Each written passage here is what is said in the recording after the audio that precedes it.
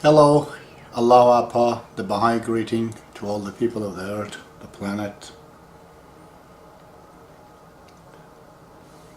Sometimes I get frustrated over the things I could do, but it is not possible to do, simply because you're not ready.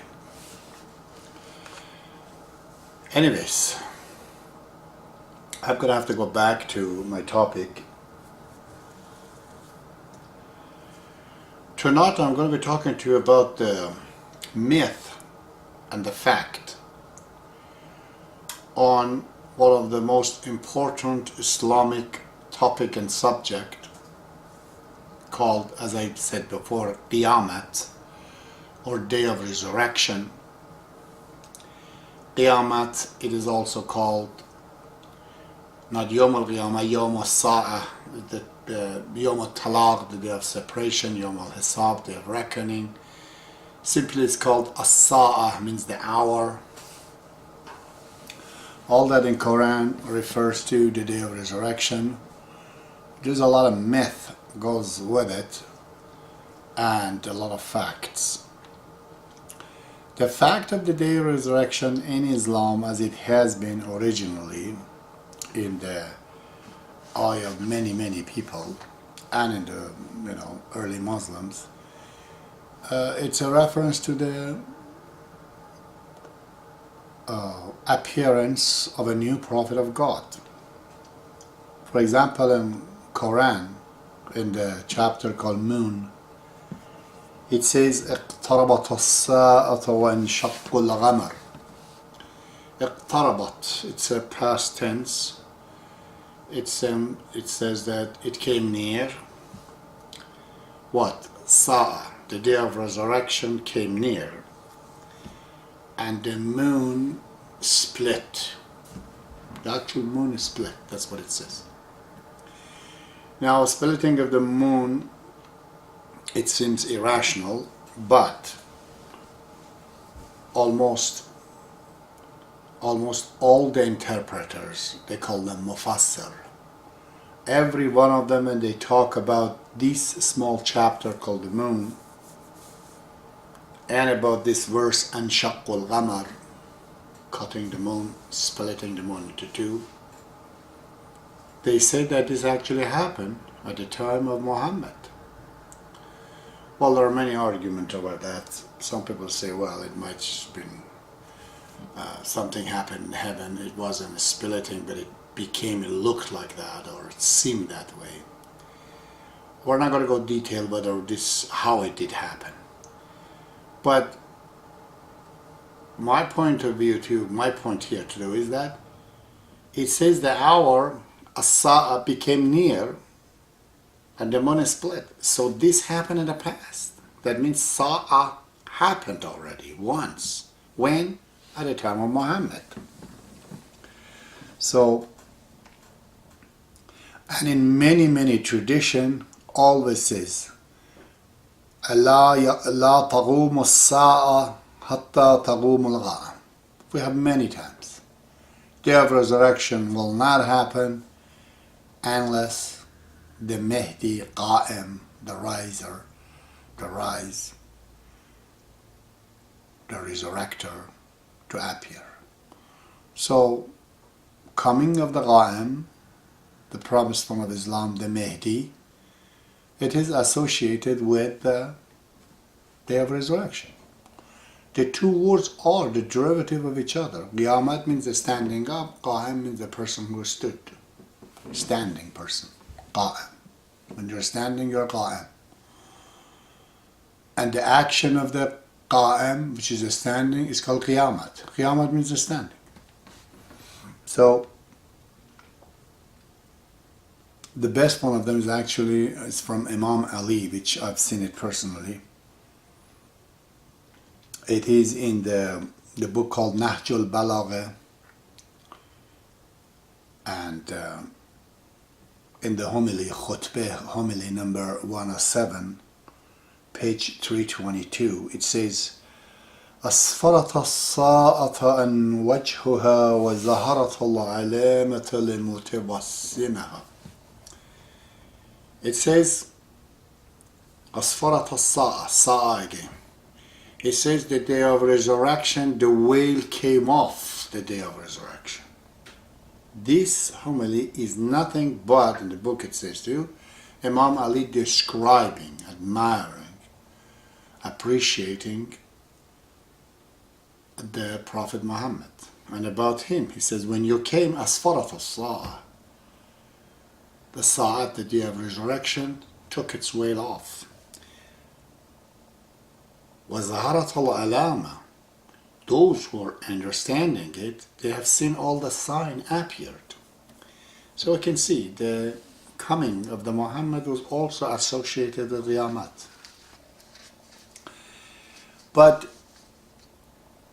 along with Qiyamah, there are many events. There's no doubt about that. It is in all of the books. So those are the sign of the day of resurrection. Those signs and fulfillment of the sign is not just as matters as the Qiyamah itself. Those signs are like addresses to get you to the place, to the destination, which is Qiyamah, which is the day of resurrection. So I'm not going to discuss those things because there are too many of them, and all of them are allegorical and metaphorical. But this event is an actual event that is supposed to happen. And that would be coming of the promised one of Islam. And the Sunnis, they have the same thing. Again, they say their resurrection will not happen unless Jesus Christ comes on the cloud of heaven. What Christians believe in coming back of Jesus, Muslims believe too. Same thing with Muslims. But not coming about the actual person, the prophet, which is, the word prophet is Muslim, they don't like it, Shiites. Imam, the leader. Called Mehdi. In pronunciation, you guys call it Mehdi, but it is Mehdi, the guide, the divine guide. There are so many myths about the very birth of this child. And what it is really laughable. It does not look Islamic. It does not go with any of the similarities between any other imams in the past. So, you read in a book called Bihar al-Anwar, The Oceans of Splendor, volume 51, most of this. Some fellow has translated this book. It's a very heavy-duty book, all about this Mehdi and the day of resurrection. More than 150 pages of this book, he's given introduction and many blasphemous account and swearing at the Babs and Baha'u'llah that they were not the true one. It just shows that how weak they are. So, let's find out where are the source of this myth and why is this happening. Always is the question of money and the power. This is the way mankind is.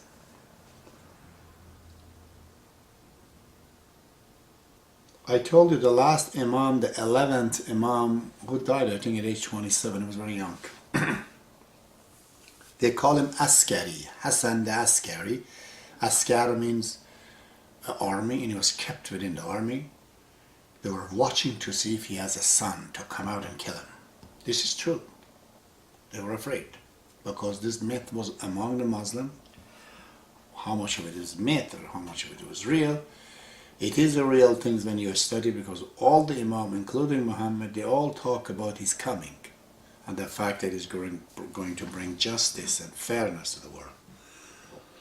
But when it comes to the hand of Shiites, the things turns around.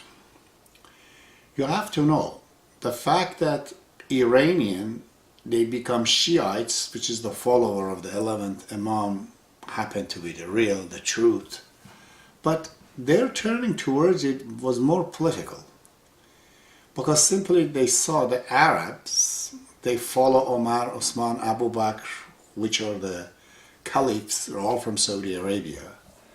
But these imams, They were also from Saudi Arabia, but there was a conflict between them.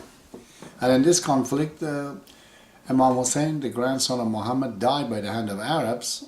So all the Iranians, they went towards him just to oppose the Arabs. They said, okay, we'll accept this kind of Islam.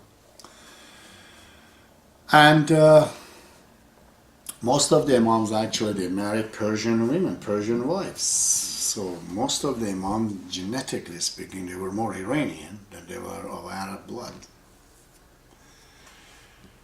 So we will study later that each Imam died but didn't have a child. So not having a child, all this hope of the Iranian for independence and coming out of the Arabs was vanishing. And they loved it, those Arabs. The caliphs, they said, good. So there is nobody. So Shiites were trying to do something. What to do now? They went on invention. All of a sudden they said that, Imam, the 11th Imam, had a son, 4 or 5 years old, and he's alive. He's gone to a basement somewhere in the city of Samarra in Iraq those days. And he's aqualated or concealed. He's hiding. He's in hiding. This is a good thing because according to Islamic law, 20%, 1/5 of your income has to be given to your Imam. Imam died. Where the hell people give their money to? So 4 guys, they decided to have a plan on this. Now, this was in a way, all other great scholars, they went along with it because they thought, first of all, we're keeping the hope alive among the Persians to tell them that this Imam is actually alive, it was existing. And number 2, now it is transferred from the Imam to us, Ayatollahs, these leaders, these sheikhs and whatnot. It's starting with these 4 people that they say, they're in communication with him. They talk to him. And one after another, they were collecting people's money. Big times. Plus, they're giving a hope to people that this Imam is alive. So they have to make up stories. How is it born and where did it come from?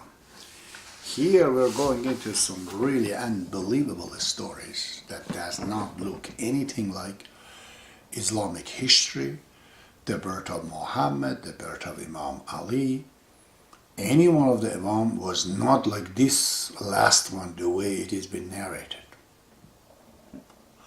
Most of it is coming from an actual sister of the 10th Imam, not even the 11th one. The 10th Imam had a sister called Hakimeh. And this story has been narrated by this lady.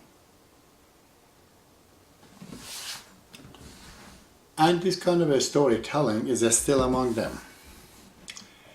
The other day I was watching a video, outright in the public. One of these clergies in Iran, right on the YouTube.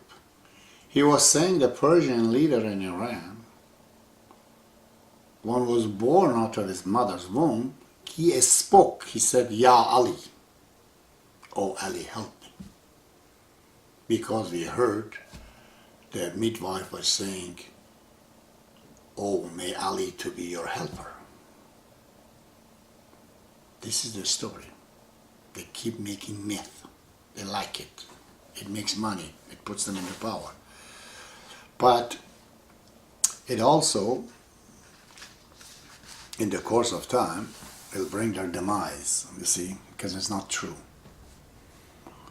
So the story is very strange about this Imam. The 10th Imam, now we're talking about Imam Ali al-Naghi, who had the son, which was Hassan Askari. He was a young man at the time, and he contacted one of his neighbors, I think his name is Bashar ibn Sulaiman or somebody, who happened to be in a slave trading. Pretty strange Imam to have a relationship with kind of like that, questionable. He gave him some money and a letter, told him go somewhere in Rome.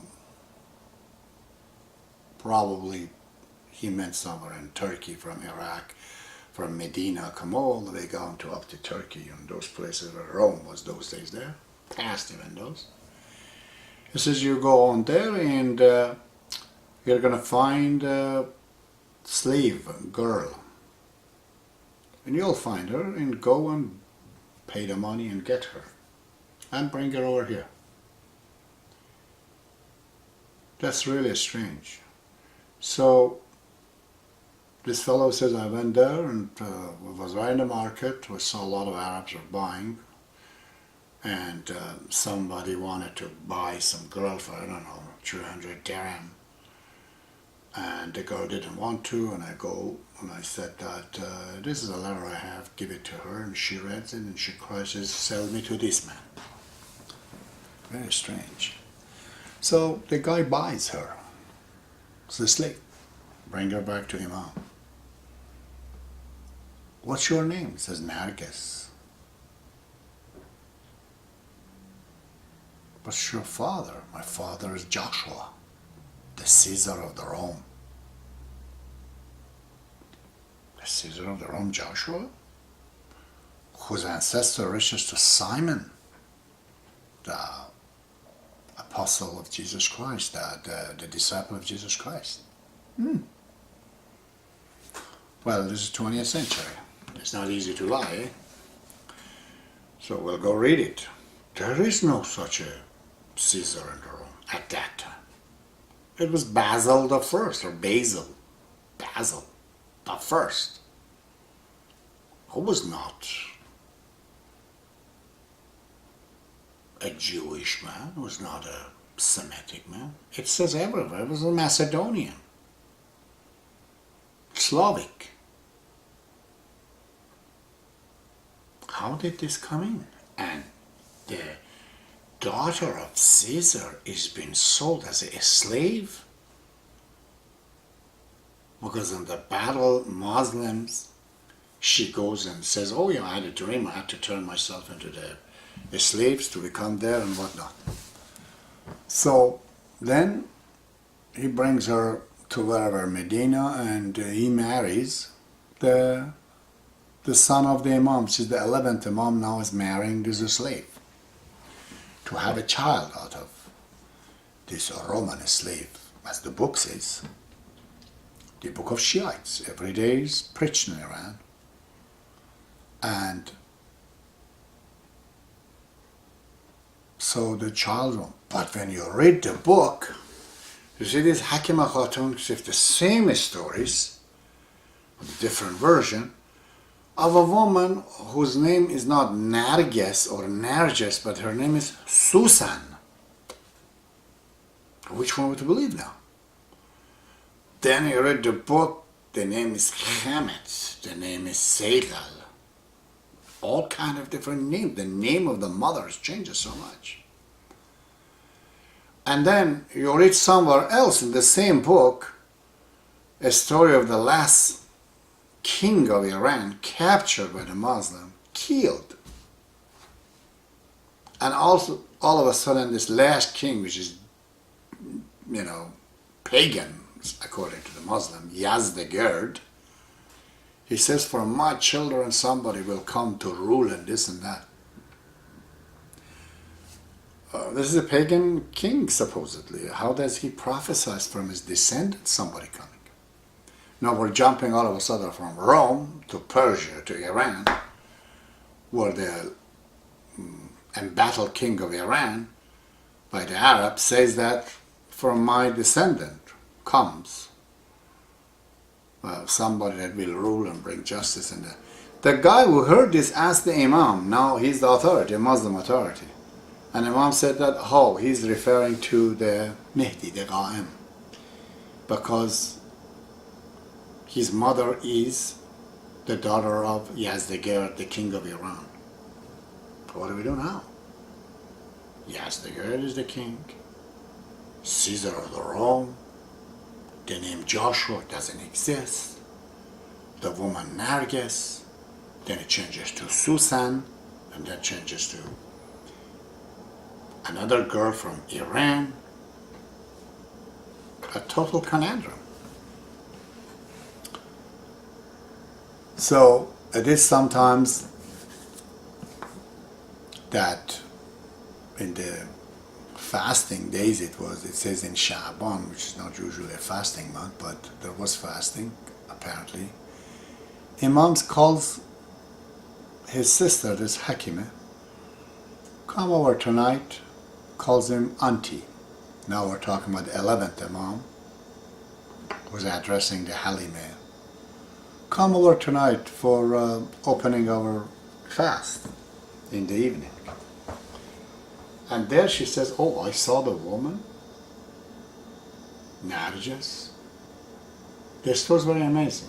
She speaks Arabic all of a sudden. How do you speak Arabic? Oh, my father, the Caesar, had a woman hired to teach me Arabic. As if the Caesar was ready for this marriage, for his daughter to be kidnapped by the Muslim. What a myth. So, he says that night, I looked at her, there was no sign of pregnancy in her. But Imam called him and said, hey, don't doubt. We're not like ordinary people. There's no sign of pregnancy in us. This child will not be showing the pregnancy in his mother's belly, just like Moses. I don't know if ever anywhere in the Bible, I haven't studied to know that Moses' mother was not showing the sign of pregnancy, but it says in the book as such. So it says, lo and behold, I don't know, sometimes in the morning, I go to her, the baby, whatever, the baby or anything that was inside the womb, was already reading Quran, a holy book, while inside the mother's womb. And he comes out. Immediately the baby comes out and he goes prostrating and saying all the name of the Prophet, all the names, reading the verses of Quran, saying the whole history of the Prophets. Most amazing. And she says, after sometimes I go, and I saw that, I don't know, next day or a week after, says, the child's grown up. It was like 7 years old. I says, my nephew, how is this happening? He says to nephew, to Imam, whom she's auntie, what is happening? He says, oh, don't you know that we Imams, we grow in one day, like 1 week, and in 1 week, like 1 month. The proportion, mathematical proportion even is incorrect. And in 1 month, like a year. Totally fabrications. And says, how come there was no pregnancy? Imam says, don't you know that we Imam were not born out of belly? We came from the right thighs of our mothers. The thigh, in the leg. That's where we come. Is this Imam talking? Or is some cynical, preposterous lies? But people were buying it, isn't it? So, a lot of strange story surrounding this child. Now, the story is so real in Iran that this hidden Imam, who was I think for 60, 70 years around, speaking to people only through those 4 representatives, is a big topic, 4 of them. And it's one of the complications, even in the Baha'i faith. We have to discuss this. This is why I'm bringing all of these topics right now. Who are these 4? That they had seen him. And finally the last one of them said that Imam is going to, from a lesser occultation or concealment or hiding, is going to a grand occultation, a grand concealment, and is going to be hiding for a long, long time and will not be coming.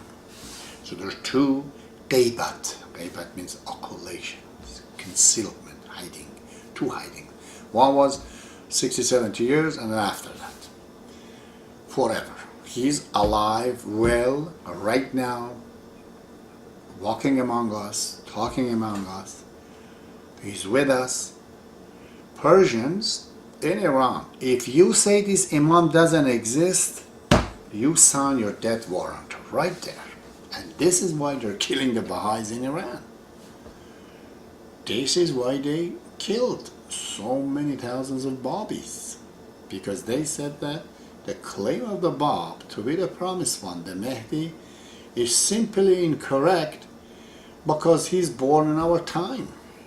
The Imam that we know must have been the son of the 12th Imam. At the time he had to be 1,000 years old.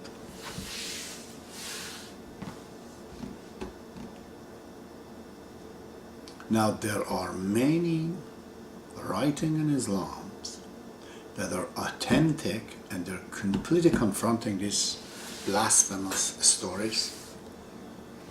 I can't tell you how many. That go on, Google it yourself to see how these stories. It's totally. It is worse than the stories of the Bible that you read it in the Apocalypse. And this is not the Islamic pattern. When you read the story of how Muhammad was born, his mother even didn't have enough milk. The child was to be given to somebody else to feed the child. And poverty. So Imam Ali is the same thing. All these Imams, none of them have this kind of circumstances. There are many strange stories. For example, she says that in some day I went there, I don't know, after 5 days, 6 days, I saw all of a sudden that one bird came and took the child away. And I said, Imam, leader, nephew, what is this? He says, oh, they were the angels of God. They came to take the child. And they brought the child back after 40 days. Can you imagine the birds flying with a child over the city? Nobody saw it. But the thing is, they gave all these stories to the Iranian, and they believed in it. Because the truth is not interesting. It's useful. It saves lives. But it's not interesting. This is what the Prophet of Islam says. He says, Al-Haqqul Murr. The truth is bitter. But they like this kind of fancy things. Making money out of it. You think these things for 1,200 years ago? No. This was the fabric of the mind of the Iranian. This is why the regime, present regime, came into the power. Okay, and this corruption, corrupted ideology. When Ayatollah Khomeini came in, they were announcing all over the country that the picture of Ayatollah is in the moon. I said, what is that? Look, the top of it, it looks like a turban. And if you would have said no, watch out. People say, you're not a believer. I heard this kind of stories from Mormons, some of the this fundamentalist Christians in U.S., Jehovah's Witnesses. I've seen those stories. The stories of Mormons are same stories. But the truth is not acceptable. It's very simple. The psychology of it is that if you are fed and watched movies like Batman and Superman, they can't tell you about the reality. That would not be anything interesting. They feed you those things so they can sell you other things later on.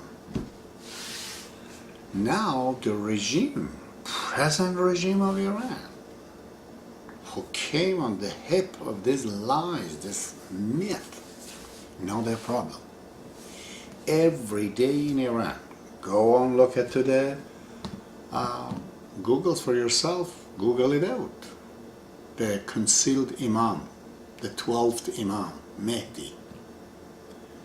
They're having so many problems with imposters in Iran that are saying, oh, we have seen the Imam, he told us this and that, and many people around, shysters, grabbing the money from the people, making fortune, and the regime is kept getting it. And even the Rouhani was saying that I'm just afraid tomorrow they come up with the coin with the picture of Imam on it.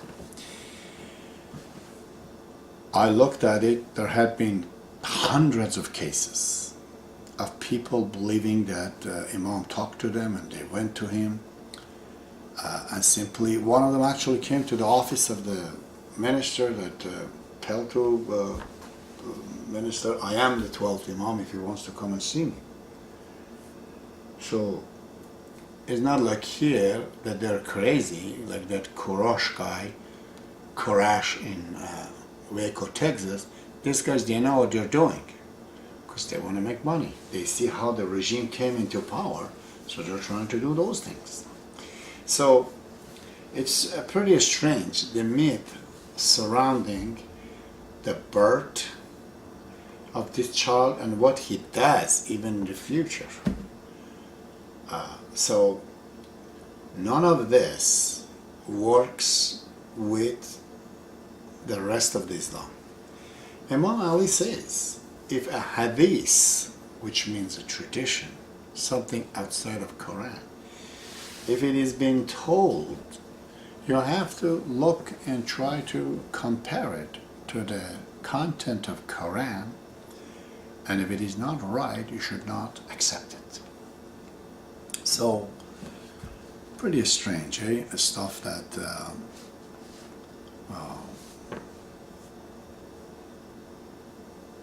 people believe. Now, if one day Jehovah's Witnesses or Mormons in the United States or in West, they come into power, imagine what kind of a regime would that be. And it is exactly the case with the Iranians. Nowadays, nobody believes in them. But this is their story. God brings an Imam, the real one from Shiraz, and people say, nah, he's too young, he's too much from south. We want somebody from north, another city. A few hundred kilometers north of Shiraz, it's called Khomein, closer to the city of Tehran. And this Ayatollah comes, and he's older, we like him. And Quran says, if you insist on their infidelity, on their ideology, he says to Muhammad, leave them alone to themselves. And Bob says, the hell for the infidels is what they wish. What they wish, what they wanted to be fulfilled, it will become their hell. How true it is. All the Iranians, they wanted that, and they got it in Iran. And the leader of the Iran, the symbol of the Shiites in the entire world, in his book written and his speeches, that he says those who conquered Iran some 1200 years ago, they were the true Muslims, simply because they took over Iran with very few soldiers. If this is the ideology, if this is the belief, why I say if, it's right there in the book, he says so. How could this man even be a Shiite? Those who conquered Iran, they were all heavy-duty Sunnis. Shiites despise them, hate them, literally. And now the very leader of the Shiites of Iran, Ayatollah Khomeini, admiring them and calls them real Muslims. Is there anything bigger than this for people to ponder upon? Right now, of course, they know it's no good. This was not the real one. And now they don't like any other religion. We can't even talk about the Baha'i faith to them. I usually don't. They have to pay me to talk to them. I don't want to let them be in their